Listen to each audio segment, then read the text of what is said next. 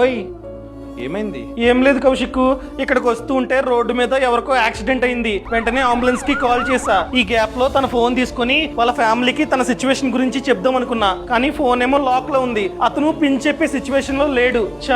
ఒకవేళ ఫోన్ చేసి ఉంటే వాళ్ళ పేరెంట్స్ మంచి హాస్పిటల్ కి తీసుకెళ్లే వాళ్ళు, కానీ చేయలేకపోయా. సో అందుకనే మనమందరం, ముఖ్యంగా ఎవరైతే ఆండ్రాయిడ్ ఫోన్స్ ని యూజ్ చేస్తున్నారో వాళ్ళందరూ సెట్టింగ్స్ ఓపెన్ చేసి సేఫ్టీ అండ్ ఎమర్జెన్సీ మీద క్లిక్ చేయాలి. ఆ తర్వాత ఎమర్జెన్సీ ఇన్ఫర్మేషన్, ఆ తర్వాత ఎమర్జెన్సీ కాంటాక్ట్స్, దాన్ని క్లిక్ చేసి ఫ్యామిలీ యొక్క నంబర్స్ ని, ఫోన్ నంబర్స్ ని, లేకపోతే ఫ్రెండ్స్ యొక్క ఫోన్ నంబర్స్ ని యాడ్ చేయాలి. ఎందుకంటే రేపు అలాంటి సిచ్యువేషన్ మనకు వస్తే ఎవరైనా సరే మన ఫోన్ లాక్ ఓపెన్ చేయాల్సిన అవసరం లేకుండా జస్ట్ ఎమర్జెన్సీ కాల్ మీద క్లిక్ చేసి డైరెక్ట్ గా మన ఫ్రెండ్స్ కి లేదా ఫ్యామిలీకి కాల్ చేసి మన సిచ్యువేషన్ ని చెప్పొచ్చు. సరే, ఇప్పుడే యాడ్ చేస్తా.